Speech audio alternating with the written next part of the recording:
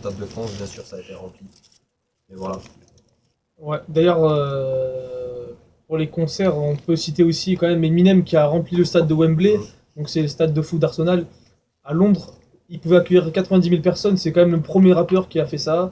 Et en parlant toujours d'Eminem, il a reçu 2 Digital Diamond Awards, je crois que c'est le seul rappeur qui a eu ça, pour le single Not Afraid et Love the Way You Lie avec Rihanna. En fait, c'est-à-dire qu'il a vendu 10 millions de CD pour un single, donc c'est juste C'est abusé. extraordinaire quoi, de vendre tout ça. Voilà, sinon maintenant, pour les mauvaises nouvelles, il y en a quand même pas mal malheureusement. Il y a le rappeur Ospin qui était quand même proche de Tech9 et cette clique-là.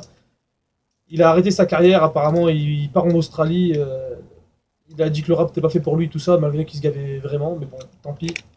J'espère qu'un jour, ouais, peut-être qu'il reviendra un jour pour se relancer, enfin je sais pas s'il faut c'est un coup de marketing. Sinon il y a bon, un rappeur que personnellement je connais même pas, mais bon, voilà, donc en fait, pour la petite histoire, c'est un rappeur de San Diego qui s'appelle Tini Doo.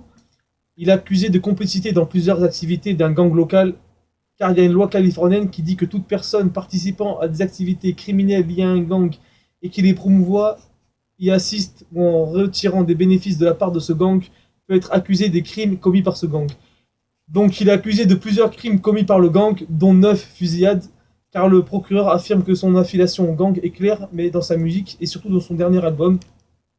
Donc malgré que le Ouais, rappeur c'est abusé, ça. il est clarifié que il n'a pas de casier judiciaire et il n'a pas participé physiquement, il n'avait aucune idée de que les actes avaient lieu, donc il est quand même activé, il est quand même possible qu'ils prennent prison à vie. Donc il a plaidé non coupable, mais bon, c'est la première fois qu'en Californie on applique cette loi. Donc en gros, le gars, pour résumer, il a parlé de crimes, tout ça dans un album, et apparemment au moment où il en parlait, ça s'est passé. Donc forcément on soupçonne que c'est lui, ou bref, ça clique. Et sinon aussi, dans le même délire, bah, c'est plus vieux par contre. Il y a un groupe de rap, je sais plus comment il s'appelle, bon, c'est des rappeurs du West Coast, je crois. Ils avaient commis un braquage et des meurtres. Et bon, comme c'est un peu des teubés, ils ont fait un morceau et ils ont tout raconté ce qu'ils ont fait.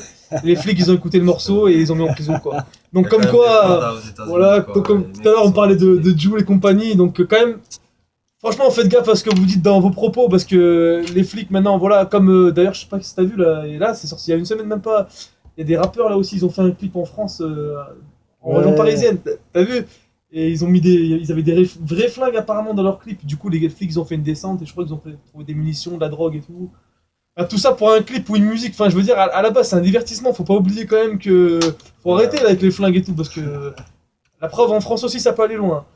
Et sinon, donc deux autres nouvelles ensuite. Le rappeur Benzino, c'est un rappeur de Boston encore une fois.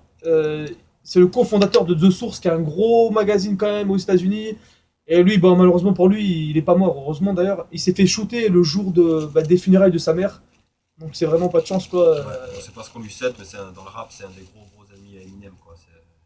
Il se cache depuis 10 ans sans jamais aller Ouais, en plus. jusque-là, Mais quoi. bon, il s'est fait lâcher par Eminem. Enfin, lyricalement, je veux dire, Ouais, ouais. il a bouffé quoi. Ouais, ouais. Et sinon, bon, une nouvelle, on va dire un peu insolite. On peut noter quand même la perte de poids importante de Rick Ross.